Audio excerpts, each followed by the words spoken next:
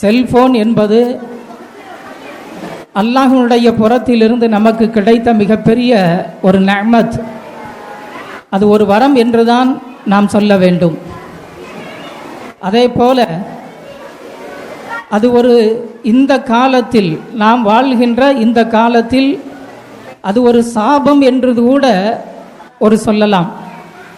ஆதலால் இந்த செல்போன் நமக்கு மத்தியிலே இறைவனுடைய புறத்திலிருந்து வரமாக வந்திருக்கின்றதா சாபமாக வந்திருக்கின்றதா என்பதை பற்றி நமக்கு மத்தியில் மிக தெளிவான முறையில் ஆசியா அவர்கள் வரமே என்ற தலைப்பில் மிக அற்புதமான முறையில் பேசுவார்கள்.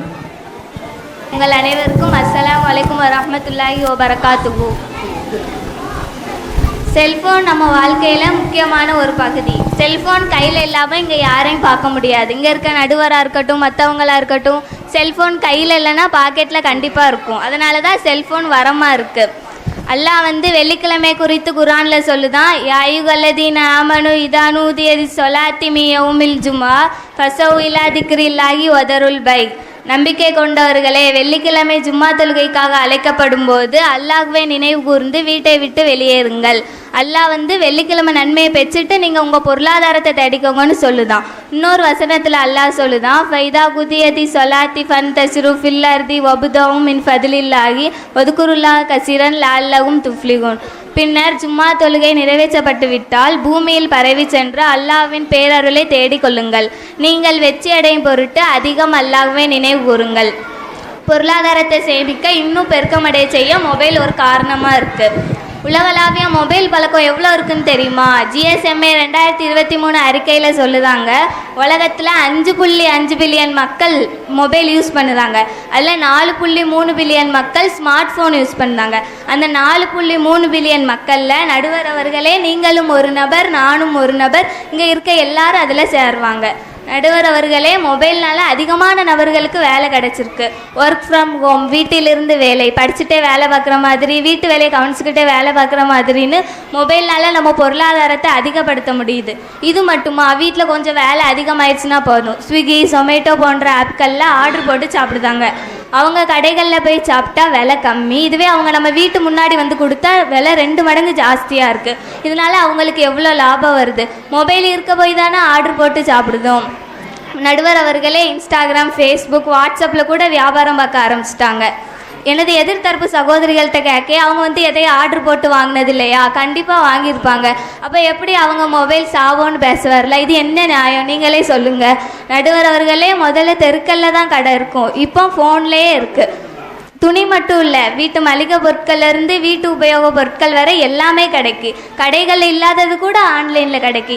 பெரிய பெரிய கடைகளில் தான் ஜிபே, ஃபோன்பே, பேடிஎம்லாம் யூஸ் பண்ணுவாங்க. இப்போ சின்ன சின்ன பெட்டி கடைகளில் கூட ஜிபே, ஃபோன்பே, பேடிஎம்லாம் யூஸ் பண்ணி பணம் வாங்க, பணம் கொடுக்கன்னு வசதியாக வியாபாரம் பார்க்காங்க.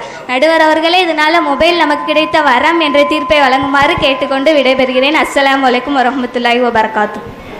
அல்ஹம்துலில்லாஹ். வரமே என்ற தலைப்பில் மிகவும் அற்புதமான முறையில் ஆசியா அவர்கள் பேசினார்கள். ஜொமாட்டோ அதன் மூலமாக ஆர்டர் செய்து வீட்டிலிருந்து எந்த நேரத்தில் வேண்டுமானாலும் சாப்பிட்டு கொள்ளலாம். அதன் மூலமாக அதிகமான நோய்களையும் நாம் பெற்றுக்கொண்டு இருக்கின்றோம் என்பதுதான் உண்மை. நம்முடைய முன்னோர்கள் நம்முடைய வீடுகளிலே அடுப்பெரித்து நாம் சாப்பிட்ட காலமெல்லாம் போய்விட்டு இன்று ஜொமாட்டோவில் கொஞ்ச நேரத்தில் ஆர்டர் செய்து நமக்கு வருகின்ற அந்த சாப்பாடு அது ஹலாலா அல்லது ஹராமா என்பது கூட பார்க்கவில்லை. அது யார் தயாரித்தது, எப்படி தயாரிக்கப்பட்டது என்பதை கூட நாம் பார்க்கவில்லை. அதன் மூலமாக நாம் ருசித்து சாப்பிட்டு கொண்டிருக்கின்றோம். மாணவி சொல்வது மிக உண்மைதான். அதே போல அதிகமான ஆன்லைன் அதில் மூலமாக பெண்கள் மட்டுமே அதிலே மிகவும் கவரப்பட்டிருக்கின்றார்கள் என்பது உண்மை. ஆதலால் இந்த செல்போன் நமக்கு கிடைத்த ஒரு வரம் என்பதில் சந்தேகமில்லை. ஆனால் அதை சரியான முறையில் பயன்படுத்தினால் அது வரமே. அதை சீர்கட்ட முறையில் அதை பயன்படுத்துகின்ற போது அது சாபமே என்பதுதான் உண்மை என்பதை நாம் தெரிந்து கொள்ள வேண்டும். அடுத்து, சாபமே என்ற தலைப்பில் சமீரா அவர்கள் எப்படி பேசுவார்கள் என்பதை நாம் பார்ப்போம். அஸ்ஸலாமு அலைக்கும் வரஹ்மத்துல்லாஹி வபரகாத்துஹு. அல்ஹம்துலில்லாஹி ரப்பில் ஆலமீன். நஹ்மதுஹு நுஸ்ஸலி அலா ரசூலில் கரீம். எல்லா அறிவும் சக்தியும் அவனுக்கே உரியது. அவனே வானங்களிலும் பூமியில் உள்ள அனைத்து உயிரினங்களுக்கும் உணவளிப்பவன், பராமரிப்பவன். அந்த வல்ல இறைவனை போற்றி புகழ்ந்தவளாக எனது உரையை ஆரம்பம் செய்கிறேன். அல்லாஹ்வின் தூதர் ஸல்லல்லாஹு அலைஹி வஸல்லம் அவர்கள் கூறினார்கள், நிஅமதானி மக்பூனுன் ஃபீஹிமா கஸீரும் மினன்னாசி அஸ்ஸிஹத்து வல் ஃபரா. மனிதர்கள் 2 அருட்கொடைகளில் ஏமாற்றப்பட்டு இழப்புக்குள்ளாகிறார்கள். ஒன்று ஓய்வு, மற்றொன்று ஆரோக்கியம். பலசாலியான ஒரு முஃமின் பலவீனமான ஒரு முஃமினை விட சிறந்தவனும் அல்லாஹ்வுக்கு மிக விருப்பமானவன் ஆவான் என்று நபி ஸல்லல்லாஹு அலைஹி வஸல்லம் அவர்கள் கூறினார்கள். நடுவர் அவர்களே, எனக்கு முன்னால் பேசி அமர்ந்திருக்கின்ற எதிரணி சகோதரி செல்போன் வரமென்று பேசினார். இன்றைய தலைமுறை பாதிக்கப்படுவது இந்த செல்போன் தான். குழந்தைகள் முதல் பெரியவர்களே செல்போன் முகம். நீ இன்றி நான் இல்லை என்பது போல் செல்போன் இல்லாமல் என்னால் இருக்க முடியாது என்பதா இன்று நம்மில் பல பேர் நிலை. ஆபத்துக்கள் நிறைந்திருக்கும் செல்போனிலிருந்து வெளியாகும் கதிர்வீச்சு எவ்வளவு அபாயகரமானது. வேர்ல்டு ஹெல்த் ஆர்கனைசேஷன் கீழ் செயல்படும் international agency for research on cancer 2011ஆம் ஆண்டு மொபைல் போன்களில் அதிக ரேடியேஷன் பயன்படுத்தும் நபர்களுக்கு கிளையோமா என்னும் கட்டியுறுவதற்கான அபாயம் உள்ளது என்று கூறியுள்ளார்கள். அதே மாதிரி நடுவர் அவர்களே, கண் பிரச்சனை கூட வழி இருக்கு. முன்பெல்லாம் தாய்மார்கள் குழந்தைகளுக்கு நிலவை காட்டி சாப்பாடு கொடுப்பாங்க. இப்போதெல்லாம் மொபைல் போனை கையில் கொடுத்து வீடியோ பார்த்து கொண்டு சாப்பிட்டு கொண்டு இருக்காங்க. குழந்தைகள் அழுதாலும் குழந்தைகிட்ட மொபைல் போனை கொடுத்துறாங்க. மொபைல் போன் வாங்கினதும் அது அழுகை நிப்பாட்டியது. இதனால பெற்றோர்களும் சந்தோஷம் அடைகிறாங்க. 2020ஆம் ஆண்டு இந்தியாவில் செய்யப்பட்ட ஆய்வில் ஒரு நாளைக்கு 4 மணி நேரத்துக்கு மேலே ஃபோன் பார்த்தோம்னா இளமையிலேயே மன அழுத்தம் ஏற்படுது. சிறு வயதிலேயே தூரத்து பார்வை தெரியாமல் கண்ணாடி போடுறாங்க.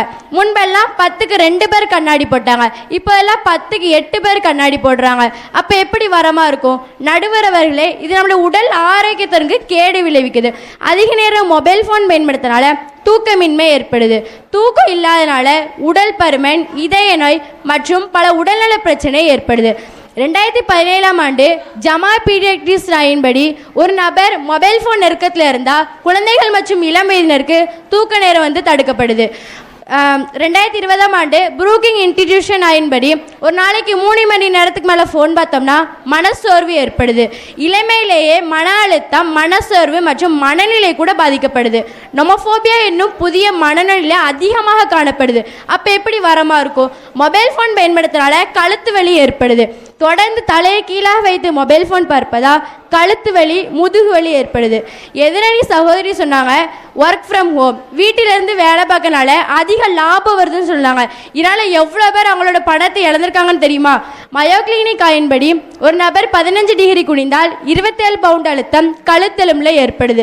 அப்போ எப்படி நம்மளால் ஆரோக்கியமாக வாழ முடியும்? நமது ஆரோக்கியத்தை இழக்கக்கூடிய மொபைல் ஃபோன் சாபம்தான் என கூறி வாய்ப்பளித்தமைக்கு ஜஸாக்குமுல்லாஹ் ஹைரன் ஹசீரா. அஸ்ஸலாமு அலைக்கும் வரஹ்மத்துல்லாஹி வபரகாத்துஹு. உண்மைதான் சமீரா, அவர்கள் பேசியதில் மிக அற்புதமான கருத்துக்கள் எல்லாம் இருக்கின்றது என்பதை நாம் தெரிந்து கொள்ள வேண்டும். உண்மையில் செல்போனை நாம் சரியான முறையில் பயன்படுத்துகின்ற போது அது வரம்,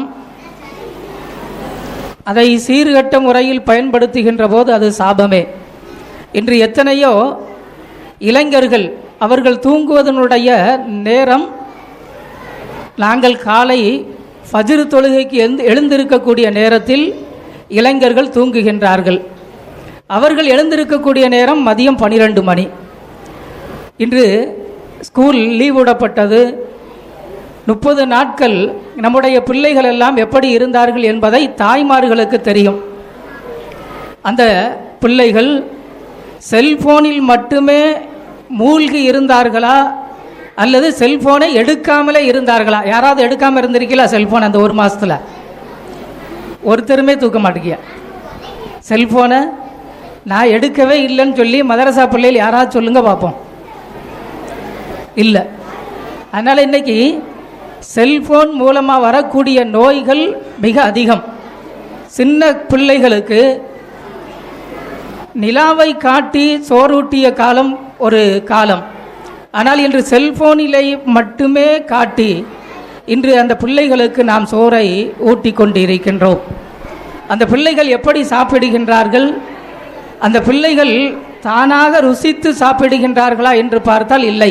செல்போன்களை மட்டுமே பார்த்து ஊட்டப்படுவதை மட்டுமே அவர்கள் சாப்பிட்டு கொண்டிருக்கின்றார்கள். அதனால் அதன் மூலமாக அவர்களுக்கு சரியான ஒரு சக்தி கிடைக்கின்றதா என்று சொன்னால் இல்லை. அதனால் செல்போனின் மூலமாக பல விபரீதங்கள் ஏற்படுகின்றது என்பது மட்டுமே உண்மை. சின்ன குழந்தைகளுக்கு கண் பாதிப்புகள், இன்னும் சொல்லப்போனால் தாய்மார்கள் காலையிலே தன்னுடைய வேலைகளை முடித்து விடுகின்றார்கள். அதற்கு பின்பாக அவர்கள் ஒரு 9 மணிக்கு செல்போனில் உட்கார்ந்தார்கள் என்றால் 12 லுகர் வரைக்கும் செல்போனில் மட்டுமே அவர்களுடைய நேரம் கழிகின்றது. இது உண்மையா இல்லையா? இன்று ஒரு காலம் டிவிக்கு முன்னால் தன்னுடைய தாய்மார்கள் இருந்தார்கள். ஆனால் இப்போது டிவி எல்லாம் பெரியதாக இல்லை. டிவி எல்லாம் புறம் தள்ளிவிட்டு இன்று செல்போன் மட்டுமே. இன்று வீட்டினுடைய இளவரசிகள் ஒவ்வொருவரும், இஸ்லாமிய பெண்கள், அதுவும் இஸ்லாமிய மார்க்கத்தை படித்த பெண்களும் கூட யூடியூப்பிலே அவர்கள் தனித்தனியான ஒரு சேனல்களை அவர்கள் ஓப்பன் செய்து அதிலே அவர்கள் செய்கின்ற அந்த சாப்பாட்டினுடைய நிலைகளை அதிலே பகிர்ந்து கொள்கின்றார்கள். இப்படியாக ஒவ்வொருவரும் அவர்களுக்குண்டான அந்த செயல்பாடுகளை அந்த யூடியூப் சேனல்களிலே அவர்கள் பகிர்ந்து கொள்கின்றார்கள் என்பதுதான் உண்மை. இன்று எத்தனை யூடியூப் சேனல்கள் தாய்மார்கள் ஓப்பன் செய்திருக்கின்றார்கள். இளைஞர்களை சொல்லவே வேண்டாம். இன்னும் குழந்தைகளை நாம் எப்படி இருக்கின்றோமோ அதுதான் நம்முடைய பிள்ளைகள் உருவாகும். நாம் எதை செய்கின்றோமோ அதைத்தான் தன்னுடைய பிள்ளைகள் அப்படியே பார்க்கின்றது. அதனால் பிள்ளைகளும் அவ்வாறு தான் உருவாகும். அதனால் பிள்ளைகளை ஹசரத் அவர்களிடத்திலே வந்து சொல்வோம், ஹசரத் எப்போ பார்த்தாலும் ஒரே செல்ஃபோனும் கையுமா இருக்கான், அவனை கொஞ்சம் என்ன செய்யுங்க, சத்தம் போட்டு வைங்க அப்படிங்கிற மாதிரி நம்ம சொல்லுவோம். ஆனால் நம்ம எப்படி இருக்கோம்? நம்ம முழுவதிலும் செல்ஃபோனும் கையுமா இருந்துட்டு நம்முடைய பிள்ளைகள் இப்படி இருக்காங்க அப்படிங்கிற மாதிரி நம்ம புகார் கொடுத்தோம் அப்படின்னா, ஆனால் இது நமக்கே நியாயமாக தெரியுதா? அதனால் தாய்மார்களே, செல்ஃபோன் நமக்கு கிடைத்த மிகப்பெரிய ஒரு நிஅமத், வரம்தான் என்பதில் எந்த சந்தேகமும் இல்லை. அதை சரியான முறையில் நாம் பயன்படுத்த வேண்டும். அதை சீரான முறையில் நாம் பயன்படுத்துகின்ற போது அது நமக்கு கிடைத்த வரம் தான் என்பதை அஃப்னா பானு அவர்கள் அடுத்து வரமே என்ற தலைப்பில் அவர்கள் பேசுவார்கள். அனைவருக்கும் அஸ்ஸலாமு அலைக்கும் ரஹ்மத்துல்லாஹி வபரகாத்துஹு. மொபைல் வரமா சாபமா என்ற தலைப்பின் கீழ் சிறப்பாக நடைபெற்று கொண்டிருக்கும் இந்த பட்டிமன்றத்தில் மொபைல் வரம் என்ற தலைப்பில் அவசர தேவை குறித்து பேச வந்துள்ளேன். ஒமன் அஹியாஹா வகா அன்னமா அஹியன் நாஸ ஜமீஆ. எவர் ஒருவர் ஒரு ஆத்மாவை வாழ வைத்தாரோ அவர் மக்கள் யாவரையும் வாழ வைத்தோரை போலாவார் என்று அல்லாஹ் அல்குரான்ல 5வது அத்தியாயத்தில் 32வது வசனத்தில் சொல்லுதாம். நடுவர் அவர்களே, மொபைல் ஃபோனால் நம்ம உயிர் பாதுகாக்கப்படும். ஏதாவது ஒரு இடத்துல விபத்து நடந்தால் உடனே 108 என்ற நம்பருக்கு ஃபோன் பண்ணி ஆம்புலன்ஸ் வர வச்சு அவங்க உயிரை காப்பாற்றுதோம். கொரோனா காலகட்டத்தில் நம்ம எல்லாரும் வீட்டில் இருந்தபோது நமக்கு ஏதாவது நோய் வந்துச்சுன்னா அந்த நோயை எப்படி குணப்படுத்தணும் அப்படின்னு நம்ம ஃபோன்லேயே டாக்டருடன் ஆலோசனை செய்தோம். மன் ரஆ மின்ஹும் முன்கரன் ஃபல்யுகையிரு பியதிஹி ஃபஇல்லம் யஸ்ததி ஃபபிலிசானி. எவர் ஒருவர் தீமையை காண்கிறாரோ அவர் தம் கரத்தால் தடுக்கட்டும், அதற்கு சக்தி இல்லையெனில் நாவால் தடுக்கட்டும், அதற்கும் சக்தி இல்லையெனில் மனதால் வெறுத்து ஒதுக்கட்டும். இதுவே ஈமானின் தாழ்ந்த நிலையாகும். ஒரு இடத்துல சண்டை நடந்தா உடனே போலீஸ்க்கு ஃபோன் பண்ணி அந்த இடத்துல ஆபத்து வராமல் தடுக்கலாம். ஒரு இடத்துல தீ எரிஞ்சிச்சுன்னா உடனே 112 என்ற நம்பருக்கு ஃபோன் பண்ணி அந்த இடத்துல தீ அதிகரிக்காமலும் உயிர் சேதம் ஏற்படாமலும் தடுக்கலாம். மொபைல் அவசர தேவைகளை உடனடியாக அழைக்க உதவுகிறது. நம்ம தெரியாத ஊருக்கு போகும்போது நம் போகும் இடத்தை கண்டறிய ஜிபிஎஸ் அல்லது கூகுள் மேப் மூலமாக நம்ம எங்கே போகணுமோ அந்த இடத்தை ஈஸியாக கண்டுபிடிச்சு போயிடலாம். நடுவர் அவர்களே, நீரின்றி அமையாத உலகு என்று கருத்து மாறி இன்றைக்கு மொபைல் இல்லாமல் எதுவுமே அமையாது என்ற நிலைதான் உருவாகி இருக்கின்றது. அவசர தேவைக்கு பணம் எடுக்க பேங்குக்கு போகாமல் வீட்டிலிருந்து ஆன்லைன் பேமெண்ட் ஆப் மூலம் பணத்தை ஈஸியாக பரிமாற்றம் செஞ்சுக்கலாம். நம்ம ரோட்டில் போகும்போது நம்ம வண்டியில் பெட்ரோல் தீர்ந்துச்சுன்னா உடனே நம்ம கையில் காசு இல்லைன்னா கூட பரவாயில்ல, நம்ம அக்கௌண்ட்டில் பணம் இருந்தால் போதும். பெட்ரோல் பங்க்கு போய் ஜிபே, ஃபோன்பே, பேடிஎம் மூலம் பணத்தை ஈஸியாக பரிமாற்றம் செஞ்சுக்கலாம். மொபைல் என்பது வெறும் சாதனம் அல்ல, தூரமாக இருக்க உறவினர்களுடன் தொடர்பு கொள்வது, தகவலை பகிர்ந்து கொள்வது, மருத்துவ ஆலோசனை பெறுவது என அனைத்திலும் மொபைல் தான் முக்கிய பங்கு வகிக்கிறது. இவ்வளவு மொபைல் ஃபோனால் இவ்வளவு பயன் இருக்கையில் எந்த நம்பிக்கையில் எதிரின் சகோதரி மொபைல் சாபமின்றி கூறி அமர்ந்திருக்கிறார் என்று எனக்கு தெரியவில்லை. மொபைல்னால கழுத்து வலி ஏற்படும்னு சொல்கிறாங்க. 24 மணி நேரமும் மொபைல் ஃபோன் யூஸ் பண்ணால் கழுத்து வலி தான் வரும். தேவைக்கு மட்டும் பயன்படுத்தினா எந்த நோய் வரும் சொல்லுங்கள் நடுவர் அவர்களே. இன்று நம்மால் வாழ முடிவது, நம்மை வாழ வைப்பது, நம்மை பாதுகாக்க முடிவது, நம்மை வழிநடத்த முடிவது என அனைத்திலும் மொபைல் தான் முக்கிய பங்கு வகிக்கிறது. பெண்களை யாராவது பின்தொடர்ந்தால் சோசலாட் என்ற ஆப் மூலம் அவங்க உடனடியாக பாதுகாப்பு பெறலாம். நடுவர் அவர்களே, மொபைல் இல்லாமல் நம் வாழ்க்கையே இல்லை. எனவே மொபைல் ஒரு வரம் என்று கூறி தீர்ப்பளிக்குமாறு கேட்டுக்கொண்டு விடைபெறுகிறேன். அஸ்ஸலாமு அலைக்கும். உண்மைதான் அஃப்னாபான் அவர்களே, கண்டிப்பான முறையில் மொபைலின் மூலமாக அதிகமான ஒரு வரங்களை இறைவனுடைய புறத்திலிருந்து நாம் வாங்கி இருக்கின்றோம். எல்லா நேரங்களிலும் நமக்கு அது வழிகாட்டி கொண்டே இருக்கின்றது. அதை நாம் தேடுகின்ற முறையில், அதை நாம் கூகுளிலே எதை எப்படி தேடுகின்றோமோ அதன்படி நமக்கு அது வழிகாட்டுகின்றது. நாம் அதை தவறான முறையில் வழி தேடுகின்ற போது அதை நம்மை நரகத்திற்கு அழைத்து செல்கின்றது என்பதை நாம் புரிந்து கொள்ள வேண்டும். ஆதலால் ஒரு கடினமான ஒரு சூழ்நிலை அந்த நேரத்தில் மொபைலின் மூலமாக நாம் அதை சமாளிக்கின்றோம். அடுத்து உறவினர்களிடத்திலே இந்த மொபைல் வந்தது, உறவினர்களிடத்திலே தூரமான இருக்கின்ற அந்த உறவினர்களுக்கு மத்தியிலே நாம் இந்த லீவு நேரத்திலே அவர்களை சென்று அவர்களுடைய வீட்டில் அவர்களை 2 நாட்கள் 3 நாட்கள் இருந்து நாம் அவர்களிடத்தில் இருந்து வருவோம். ஆனால் இன்று செல்போன் வந்தது, உறவினர்களிடத்தில் மட்டும் பேசி கொண்டு இருக்கின்றோமே தவிர அவருடைய வீடுகளுக்கு நாம் விருந்துக்காக 1 நாள் அல்லது 2 நாள் மட்டுமே நாம் இருந்து விட்டு வருகின்றோம். நாம் தொடர்படியாக அவர்களுடைய அந்த நட்பை நாம் புதுப்பிக்க முடியவில்லை என்பதுதான் உண்மை. அதனால் செல்போனின் மூலமாக பலவிதமான லாபங்களும் நஷ்டங்களும் இருக்கின்றது என்பதை நாம் உணர்ந்து கொண்டு அடுத்தபடியாக சாபமே என்ற தலைப்பில் ஆமினா சபீகா அவர்கள் பேசுவார்கள். அஸ்ஸலாமு அலைக்கும் வரஹ்மத்துல்லாஹி வபரகாத்துஹு. அல்ஹம்துலில்லாஹி வஹ்தஹு வஸ்ஸலாத்து வஸ்ஸலாமு அலா மன் லா நபிய பஅதஹு. புகழ் அனைத்தும் அல்லாஹ் ஒருவனுக்கே, அவன் தனித்தவன். அல்லாஹ்வின் அருளும் சாந்தியும் எவருக்கு பின் நபி இல்லையோ அந்த நபி ஸல்லல்லாஹு அலைஹி வஸல்லம் அவர்கள் மீது உண்டாவதாக எனது உரையை நான் ஆரம்பம் செய்கின்றேன்.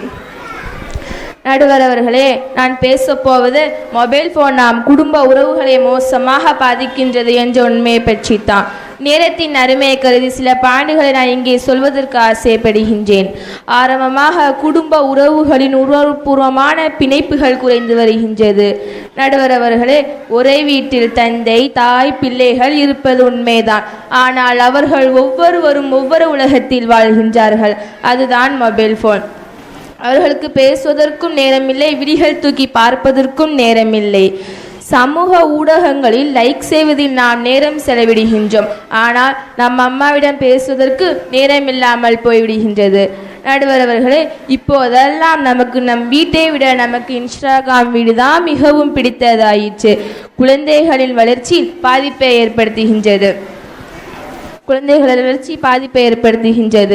குழந்தைகளுக்காக நேரம் ஒதுக்காமல் மொபைல் போனில் மூழ்கிறார்கள் பெற்றோர்மார்கள். குழந்தைகளும் இதையே பின்பற்றுகிறார்கள். இதனால் அவர்களுடைய எண்ணங்களும் பழக்க வழக்கங்களும் ஒழுக்கங்களும் பாதிப்படைகின்றது. உறவுகளிடம் நம்பிக்கை குறைவு ஏற்படுகின்றது. மொபைல் போன் வாயிலாக பல சந்தேகங்கள் ஏற்படுகின்றது. அதாவது யாரிடம் பேசுகின்றார், என்ன பேசுகிறார் என்றெல்லாம் பல சந்தேகங்கள் ஏற்படுகின்றது. நடுவர் அவர்களே, இதனால் கணவன் மனைவி உறவு முடிவதற்கு கூட இந்த மொபைல் போன் தான் காரணமாக இருக்கிறது.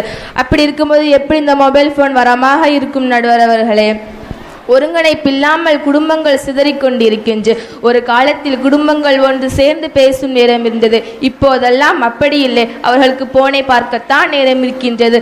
குடும்பங்களிடம் சேர்ந்து பேசவோ அவர்களுக்கு நேரம் இல்லை. நடுவர் அவர்களே, இது போன்ற எண்ணற்ற விஷயங்களுக்கு இந்த மொபைல் போன் தான் காரணமாக இருக்கின்றது என்பதை நாம் வாழ்வில் கண்கூடாக பார்த்து வருகின்றோம். நடுவர் அவர்களே, மொபைல் போன் ஒரு சாதனம். அதை தவறாக பயன்படுத்தும் பழக்க வழக்கம் இன்று நாம் குடும்ப உறவுகளையே பாதித்து கொண்டிருக்கின்றது. நடுவர் அவர்களே, உறவுகளை துண்டிக்கக்கூடிய இந்த மொபைல் போன் சாபம்தான் என்ற தீர்ப்பை வழங்குமாறு கேட்டுக்கொண்டு எனது உரையை முடித்துக் கொள்கின்றேன். வாஹித் தவான அல்ஹம்துலில்லாஹி ரப்பில் ஆலமீன். அஸ்ஸலாமு அலைக்கும் வரஹ்மத்துல்லாஹி வபரகாத்துஹு. ஆமினா சபீகா நல்ல முறையில் நமக்கு மத்தியிலே சாபம் என்ற தலைப்பிலே பேசினார்கள். உண்மையில் நம்முடைய பிள்ளைகளிடத்திலே மதரசாவில் ஓதக்கூடிய உஸ்தாதுமார்களோ எங்களைப் போல உள்ள ஆட்கள், நாங்கள் உன்னுடைய தந்தை என்ன செய்கின்றார் என்பதாக கேட்கின்ற போது பிள்ளைகளுக்கு தெரியவில்லை. என்ன வேலை செய்கின்றார் தெரியலை, எங்கே இருக்காரு தெரியலை.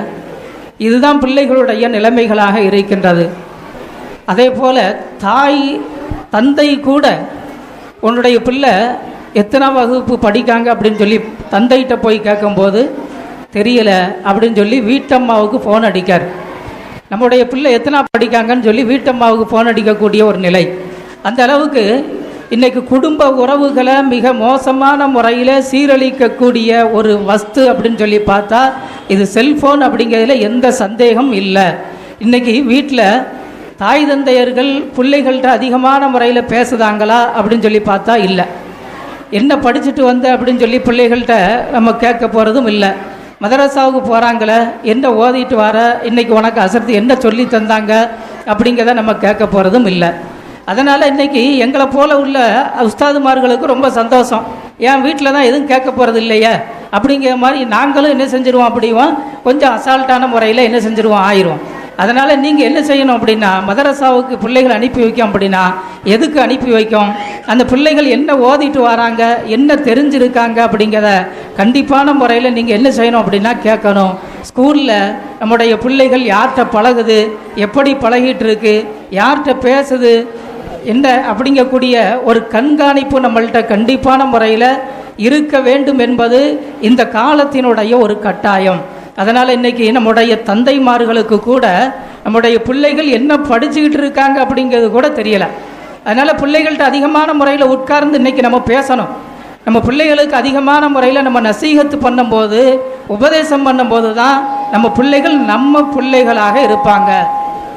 நம்ம பிள்ளைகள்கிட்ட அதிகமான முறையில் உபதேசம் பண்ணலை அப்படின்னா பிள்ளைகள் நம்மள்கிட்ட இருந்து அப்படியே என்ன செஞ்சிருவாங்க அப்படின்னா விலகி போயிடுவாங்க. அதனால் இன்றைக்கி எல்லா பிள்ளைகளும் தாய் தந்தைகள்கிட்ட பேசுறது இல்லை. அந்த செல்ஃபோன் ஒரே குனிஞ்சிக்கிட்டே இருக்காங்க, என்ன பண்ணுதாங்கன்னே தெரியல. இல்லைனா சில நேரத்தில் என்ன செய்தாங்க அப்படின்னா பிள்ளைகள் அவர்களுடைய வீட்டினுடைய அறையினுடைய கதவை பூட்டி கொண்டு உள்ளே போய் உட்கார்ந்து பேசுதாங்க, செல்ஃபோனை பார்க்காங்க, என்ன பண்ணுதாங்க அப்படிங்கிறது நமக்கு தெரியாது. அதனால் கண்டிப்பான முறையில் பிள்ளைகளை நமக்கு கிடைத்த மிகப்பெரிய ஒரு வரப்பிரசாதம், அவர்களை பற்றி உண்டான ஒரு கேள்வி நாளை மறுமையில் நமக்கு இருக்குது. அதனால் தாயும் தந்தையர்களும் புரிந்து அந்த பிள்ளைகளுக்கு சரியான ஒரு ஒழுக்கத்தை, ஒரு நல்ல ஒரு கலாச்சாரத்தை கற்றுக் கொடுப்பது நம்முடைய கடமை என்பதை உணர்ந்து இந்த செல்ஃபோன் என்பது வரம்தான் என்ற தலைப்பிலே ஹசினா பேகம் அவர்கள் நமக்கு மத்தியிலே பேச வருகின்றார்கள்.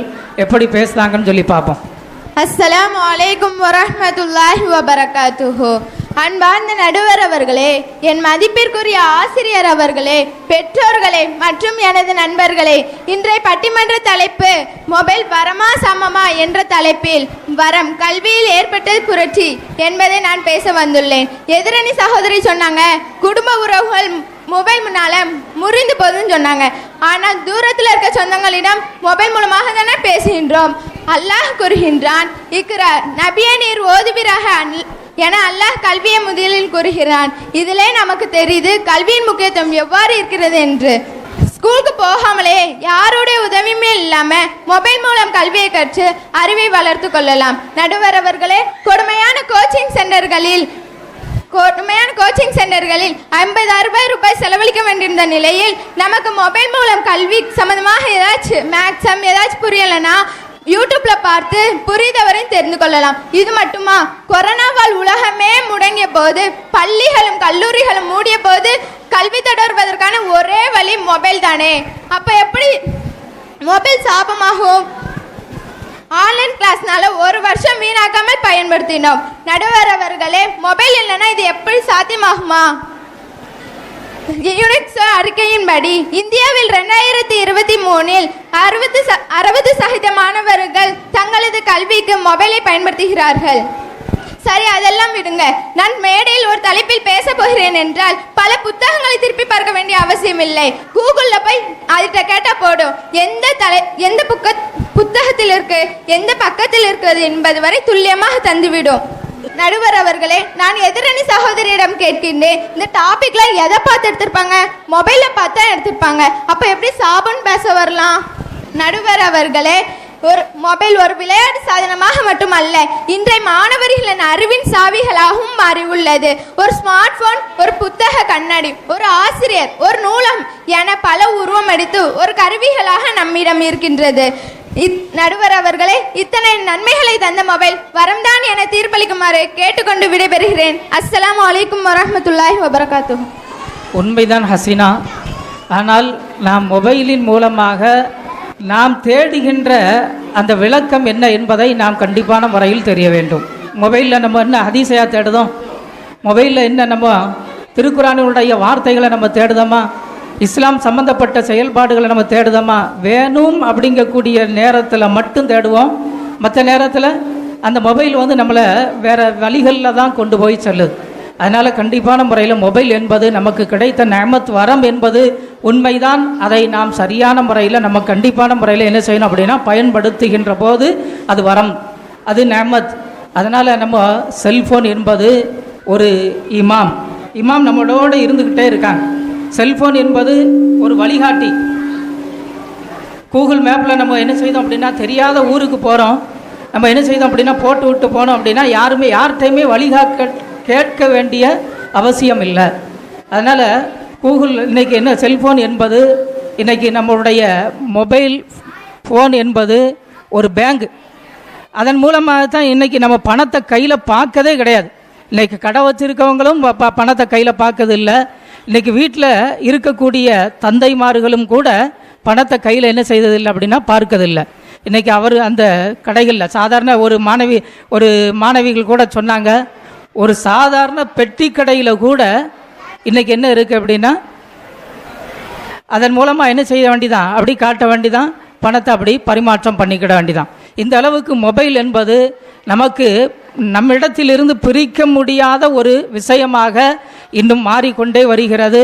அது நபி அவர்கள் சொன்னாங்க, ஒரு காலம் வருகின்ற போது உங்களுடைய செருப்பினுடைய வார் கூட உங்களிடத்தில் பேசும் என்பதாக சொன்னாங்க. அதே போல் உங்களுடைய சட்டை காலர் கூட உங்களிடத்தில் பேசும் என்பதாக சொன்னாங்க. இன்றைக்கி ரோட்டில் போகக்கூடிய அந்த விஷயங்கள், அந்த இளைஞர்களையோ இல்லைனா வேறு பெரிய ஆட்களை கூட நம்ம பார்க்கோம், தன்னால் பேசிக்கிட்டு போகிறாங்க. என்ன பேசுதாங்க, திடீர்னு கோபப்படுதாங்க, திடீர்னு சிரிக்காங்க. நம்ம பார்க்கும்போது என்னடா திடீர்னு பைத்தியம் மாதிரி புலம்பிக்கிட்டு போகிறாரு அப்படிங்கிற மாதிரி நம்ம பார்ப்போம்.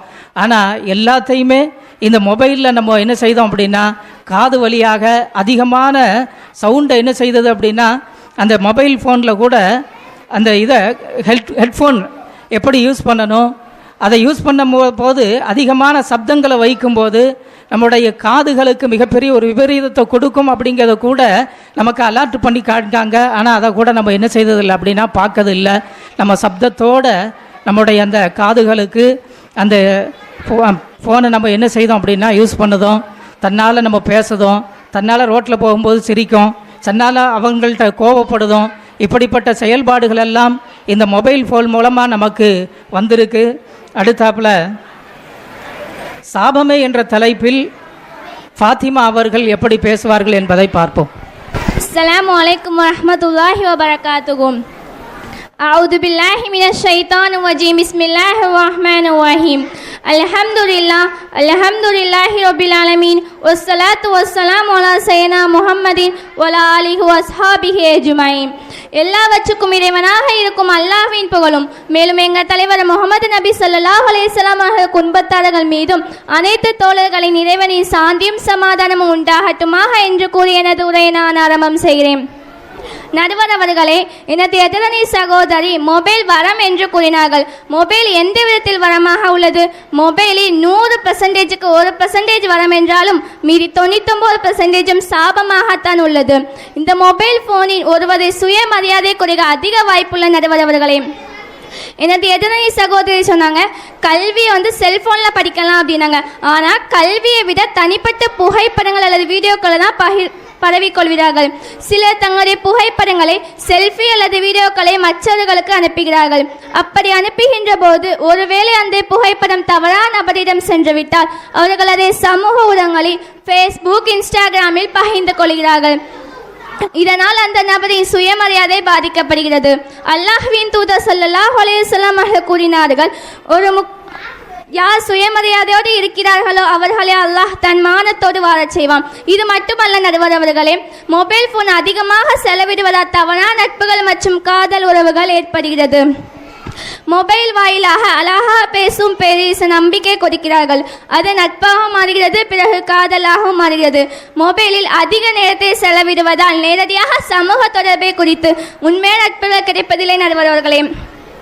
பிறகு மொபைல் போனின் நட்புகளை உருவாக்கி அந்த நபரிடம் வீடியோ புகைப்படங்களை கேட்டுக்கொண்டு பின்னர் அதனை பயன்படுத்தி பிளாக்மெயில் செய்கிறார்கள், அதாவது மிரட்டுகிறார்கள். இதனால் எத்தனை பெண்களுடைய வாழ்க்கை சீரழிக்கப்படுகிறது.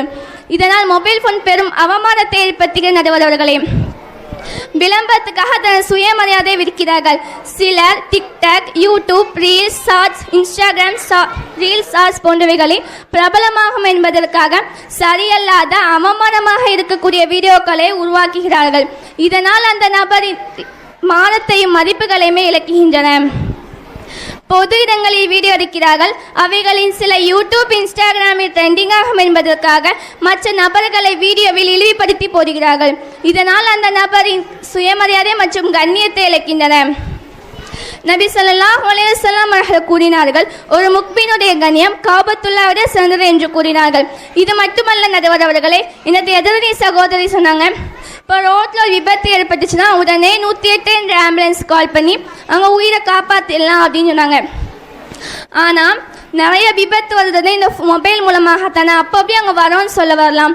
ரோட்டில் இப்போ ஒரு விபத்து ஏற்பட்டுச்சுன்னா உடனே ஆம்புலன்ஸ் கால் பண்ணாங்க, நான் இல்லைன்னு சொல்ல. ஆனால் எத்தனை பேர் ஆம்புலன்ஸ் கால் பண்ணுவாங்க? ஒரு சில பேர் தான் பண்ணுவாங்க. பாக்கி சுற்றி நிற்கிற எத்தனை ஃபோன் வீடியோ எடுக்கிறதுக்காக தூக்கி நிற்க தெரியுமா? உடனே வீடியோ எடுத்துட்டு இதை 10 பேருக்கு ஷேர் பண்ணுங்க, லைக் பண்ணுங்க, கமெண்ட் பண்ணுங்க. இதைத்தான் சொல்கிறோமே தவிர அந்த நேரத்தில் ஃபோனை தூக்குறப்பதில் அடிப்பட்டனை தூக்கி இருந்தால் கூட காப்பாற்றிருக்கலாம். இதனால் நடுவர் அவர்களே, மொபைல் ஃபோன் சாபமாகத்தான் உள்ளது என்று கூறி எனது உரையை முடித்துக் கொள்கிறேன். வாஹிதவான் அல்ஹம்துலில்லாஹி ரப்பில் ஆலமீன். அஸ்ஸலாமு அலைக்கும் வரஹ்மத்துல்லாஹி வபரகாத்துஹு. உண்மைதான், மொபைல் ஃபோன் மூலமாக ரோட்டில் நம்ம நடந்துக்கிட்டு இருக்கும்போது அதிகமான முறையில் ஆக்சிடெண்ட் நடக்கு அப்படிங்கிறது உண்மைதான். அதே போல் அவர்கள் அந்த ஆக்சிடெண்ட்டில் இருக்கும்போது மொபைல் ஃபோன் மூலமாக தொடர்பு கொண்டு 108 வர வைக்கிறதும் உண்மைதான். அதனால் மொபைல் ஃபோன் என்பது அது ஒரு வரமும் கூட ஒரு சாபமும் கூட என்பதை நாம் விளங்கி கொள்ள வேண்டும். இந்த சகோதரி அருமையான முறையில் சொன்னார்கள், நாம் அந்த மொபைலின் மூலமாக சுற்றுலாத்தலங்களிலே நம்மை பிறருக்கு மத்தியிலே காட்ட வேண்டும் என்பதற்காக ஒரு செல்ஃபி என்று சொல்லக்கூடிய மிக மோசமான ஒரு நோய், அதை நாம் எடுக்கின்றோம். எப்படி எடுக்கின்றோம்? வழுக்கல் உள்ள அந்த பாறையில் நின்று அந்த இளைஞன் அந்த செல்ஃபி எடுக்கின்ற போது தன்னை அறியாமலேயே அவன் அந்த வழுக்கல் உள்ள பாறையில் வழுகி தன்னுடைய உயிரை மாய்த்து கொள்கின்றான். நேற்று கூட அந்த செல்ஃபோனில் ஒரு சின்ன இது பார்த்தேன். சிங்கத்துக்கு முன்னால் நின்று செல்ஃபி எடுக்கானான். சிங்கத்துக்கு முன்னால் நின்று செல்ஃபி எடுக்கின்ற போது இவன் அந்த சிங்கத்தை கூட பார்க்காம அந்த செல்ஃபி எடுக்கிறதுலே ஒரு அக்கறை கொண்டுகிட்டு இருக்கும்போது அந்த சிங்கம் என்ன செய்யுது அப்படின்னா அவனை மொத்தமாக கடிச்சு கொன்றுது. அந்த அளவிற்கு தான் நம்முடைய செல்ஃபோனினுடைய மோகம். இந்த மோசமான ஒரு உலகத்தை நாமெல்லாம் பார்த்து கொண்டு இருக்கின்றோம். செல்ஃபோனினுடைய மோகம் என்பது எல்லா இளைஞர்களும் மட்டுமல்ல, பெண்கள், இளைஞர்கள், மேலும் இன்றைக்கி வரக்கூடிய சிறு குழந்தைகள் முதற்கொண்டு அந்த செல்ஃபோனுனால் அதிகமான முறையில் பாதிப்படைதாங்க என்பது மட்டும்தான் உண்மை. இறைவன் திருக்குரானில் சொல்லி காட்டுகின்றான், வைலுல்லி குல்லி ஹுமசத்தின் லுமசா. புறம் சொல்லி கோல் சொல்லக்கூடிய ஒவ்வொருவருக்கும் கேடு இருக்கின்றது, நரகம் இருக்கின்றது என்பதாக இறைவன் திருக்குரானில் சொல்லி காட்டுதான். இன்றைக்கி நம்ம மொபைல் ஃபோன் மூலமாக ஒரு மனிதனுடைய மானத்தை எந்த அளவுக்கு நம்ம பகிரங்கப்படுத்துதோம், அந்த அளவுக்கு எந்த அளவுக்கு நம்ம அவனை இழிவுபடுத்துதோம் அப்படிங்கிறது இன்றைக்கி மொபைல் ஃபோன் மூலமாக கமாண்ட் அப்படின்னு சொல்லக்கூடிய ஒரு மோசமான ஒரு நோய் நம்ம இடத்துல இருக்குது. இன்றைக்கி நேரடியாக கூட அந்த மனிதனை பார்த்து பேசாமல் இன்றைக்கி அந்த மனிதர்களை அந்த வெறுப்பை எந்த அளவுக்கு கக்குதோம் அப்படின்னா, வெறுப்பை எந்த அளவுக்கு அந்த மொபைல் ஃபோன் மூலமாக கக்குதோம் அப்படின்னா அந்த அளவிற்கு அந்த வெறுப்புகளை கக்கி அவர்களுடைய மானத்துக்கும் அவருடைய மரியாதைக்கும் ஒரு மிகப்பெரிய ஒரு இழிவை பெற்றுத்தரக்கூடிய ஒரு சூழ்நிலையை இன்றைக்கி நம்ம எல்லாரும் என்ன செஞ்சிட்டு இருக்கோம் அப்படின்னா பார்த்துக்கிட்டு இருக்கோம். நபி அவர்கள் சொன்னாங்க, இந்த காபா என்பது எந்த அளவிற்கு ஒரு உயர்தரமானது, இந்த காபாவை எந்த அளவுக்கு நீங்கள் நேசிக்கிங்க அப்படிங்கிறத நபி அவர்கள் மனிதர்கள்ட்ட கேட்கும்போது, சஹாபாக்கள்கிட்ட கேட்கும்போது, ஆமா யா ரசூலுல்லாஹ், இந்த காபாவை நாங்கள் என்ன செய்தோம் அப்படின்னா அதிகமான முறையில் நாங்கள் நேசிக்கின்றோம் அப்படின்னு சொன்னாங்க சஹாபாக்கள். அதுக்கு பிறகு நபி அவர்கள் சொல்லி காமிக்காங்க, நீங்கள் இந்த காபாவை எந்த அளவுக்கு உங்களுடைய உளமாற நேசிக்கின்றீர்களோ அதே போல் ஒரு மனிதனுடைய மானம், மரியாதை, அதையும் நீங்கள் என்ன செய்யணும் அப்படின்னா ஒரு மனிதனை நேசிக்கணும். இந்த காபாவை நேசிப்பதை போல ஒரு மனிதனை நேசிங்க. இந்த காபாவை நேசிப்பதை போல ஒரு மனிதனை நீங்கள் என்ன செய்யுங்க அப்படின்னா பிரியப்படுங்க அப்படின்னு சொல்லி நபி அவர்கள் சொன்னாங்க. இன்றைக்கி நம்மளுடைய சகோதரர்கள் தான் இன்றைக்கி அவர்களை பற்றி நம்ம கீழ்த்தரமான செய்திகளை இன்றைக்கி நம்ம என்ன செய்தோம் அப்படின்னா மொபைல் ஃபோன் மூலமாக ஒரு கமாண்ட் மூலமாக நம்ம என்ன செய்தோம் அப்படின்னா போடுதோம். அதன் மூலமாக என்ன செய்தாங்க அப்படின்னா அதில் அதிகமான முறையில் பாதிக்கப்பட்டு இன்றைக்கி அவங்க என்ன செய்தாங்க அப்படின்னா தற்கொலைக்கு கூட நம்ம வெளியே முகத்தை காட்ட முடியாது அப்படிங்கிறதுக்காக தற்கொலைக்கு கூட அவங்க என்ன செய்தாங்க அப்படின்னா தயாராகிருந்தாங்க. அதே போல் இன்றைக்கி இளைஞர்களுடைய பெண்கள் அவங்க எந்த அளவுக்கு மோசமான முறையில் இந்த செல்ஃபோனில் சீரழியுதாங்க அப்படிங்கிறத மிக தெளிவான முறையில் சொல்லி காமிச்சாங்க. அதனால் இன்றைக்கி செல்ஃபோன் என்பது நமக்கு கிடைத்த இறைவனுடைய புறத்திலிருந்து நமக்கு கிடைத்த இந்த காலத்தினுடைய மிக அற்புதமான ஒரு பொக்கிஷம் என்பதில் எந்தவிதமான ஐயப்பாடும் சந்தேகமும் இல்லை என்பதை நாம் தெரிந்து கொள்ள வேண்டும். அதே போல அந்த மொபைல் ஃபோனை நாம் சரியான முறையில் பயன்படுத்துகின்ற போது அது அல்லாஹ்வினுடைய பிரியமும் நமக்கு கிடைக்க வேண்டும். அல்லாஹ்வினுடைய பிரியமும் நமக்கு கிடைக்க வேண்டும். பெருமானார் ஸல்லல்லாஹு அலைஹி வஸல்லம் அவர்கள் சொன்னாங்க, உதுஹுலு ஃபி சில்மி காஃபா, நீங்கள் இஸ்லாத்துக்குள்ள பரிபூர்ணமான முறையில் நீங்கள் நுழைந்து கொள்ளுங்கள் அப்படிங்கிறதன நபி அவர்கள் சொல்லி காமிச்சாங்க. இஸ்லாத்தினுடைய கலாச்சாரம் என்பது மிகவும் உன்னதமானது. இஸ்லாம் நமக்கு கற்றுத்தந்திருக்கின்ற அந்த நாகரீகம் என்பது மிகவும் உன்னதமானது. அதனால் இஸ்லாம் நமக்கு எப்படி பிற மனிதர்கள்ட்ட நடக்கணும், பேசணும் அப்படிங்கக்கூடிய விஷயங்களை மிக தெளிவான முறையில் நமக்கு கற்றுத்தந்திருக்கு. அதனால் இந்த மொபைல் ஃபோன் மூலமாக அதை நம்ம நாசமாக்கிடக்கூடாது. இந்த மொபைல் மூலமாக இறைவனுடைய சாபத்தை நம்ம என்ன செஞ்சிடக்கூடாது அப்படின்னா வாங்கிடக்கூடாது. அதனால் இறைவனுடைய புறத்திலிருந்து நமக்கு கிடைத்த மிகப்பெரிய ஒரு வரப்பிரசாதமாக இந்த மொபைல் ஃபோனை நாம் எடுத்துக்கொண்டு அதை சரியான முறையில் நாம் பயன்படுத்தினோம் என்று சொன்னால் அது வரம்தான். அதை மிக மோசமான முறையில் நாம் பயன்படுத்தினோம் என்று சொன்னால் அது நமக்கு சாபம்தான். சாபம் என்று மிக லேசான முறையில் நாம் ஒதுங்கிவிட முடியாது. நாளை மறுமையில் அல்லாஹ்வினுடைய சன்னிதானத்திற்கு முன்னால் நம்மை நிப்பாட்டி அல்லாஹ் நாம் என்ன செய்தோம் என்பதை கேள்வி கணக்கு கேட்கக்கூடியவனாக இருப்பான் என்பதில் எந்த சந்தேகமும் இல்லை. அதனால் இந்த உலகத்தில் ஏதோ நாம் மொபைல் ஃபோனை மிக லேசான முறையில் நாம் பயன்படுத்தி நாம் தப்பித்து விடலாம் என்பதாக நாம் எல்லாம் நினைத்து விடக்கூடாது. நாளை மறுமையிலே அல்லாஹ்விற்கு முன்னால் நாம் நிப்பாட்டப்பட போகின்றோம். அல்லாஹ் நம்மிடத்திலே கேள்வி கணக்கு கேட்கப் போகின்றான். நம்முடைய நேரங்கள் எவ்வாறு கழிந்தது, நம்முடைய நேரங்கள் எவ்வாறு கழிந்தது என்பதை அல்லாஹு தாலா கண்டிப்பான முறையில் நமக்கு கேட்பான். அதற்கு நாம் அல்லாஹ்விடத்திலே பதில் சொல்லியே ஆக வேண்டும் என்பதை நினைவில் வைத்து கொண்டு இந்த செல்போனை சரியான முறையில் பயன்படுத்தி அல்லாஹ்வினுடைய நிஅமத்தை இன்னும் இதைவிடவும், இந்த செல்போன் என்பது இந்த காலத்தில் இப்போது நமக்கு மத்தியிலே மிகப்பெரிய ஒரு வரப்பிரசாதமாக இருக்கின்றது. இன்னும் வரக்கூடிய காலத்தில் நம்முடைய பிள்ளைகளினுடைய காலத்தில் இதைவிடவும் மிகப்பெரிய ஒரு நிஅமத்தை அல்லாஹ் கொடுப்பான். இதைவிடவும் மிகப்பெரிய ஒரு நிஅமத்தை அல்லாஹ் கொடுப்பான். அதையும் நாம் அனுபவிக்க காத்திருக்கின்றோம். ஆதலால் நம்முடைய காலங்கள் உருண்டோடினாலும், எவ்வளவு பெரிய விஞ்ஞானம் வளர்ந்தாலும், நாம் பயன்படுத்தக்கூடிய பொருட்கள் அது எவ்வளவு பெரியதாக இருந்தாலும் இறைவனுக்கு ஓப்பானதாக, அல்லாஹ்வினுடைய ரசூலுக்கு பிரியமானதாக, இஸ்லாத்திற்கு அது இஸ்லாத்தினுடைய கலாச்சாரத்தை உடைக்காமல் இருப்பதாக நம்முடைய விஷயத்தை நாம் தெளிவான முறையில் பார்த்து கொள்ள வேண்டும். அல்லாஹ் நம் அனைவர்களையும் பாதுகாப்பானாக. இந்த செல்போனை நாம் வரமாக எடுத்துக்கொண்டு அதை சரியான முறையில் பயன்படுத்துவோம். இந்த செல்போன் நமக்கு மிகப்பெரிய ஒரு சாபமாகவும் இருக்கின்றது. அதிலிருந்து அல்லாஹு தாலா நம்மை பாதுகாத்தல் புரிவானாக. வாஹிர் தவானா அல்ஹம்துலில்லாஹி ரப்பில் ஆலமீன்.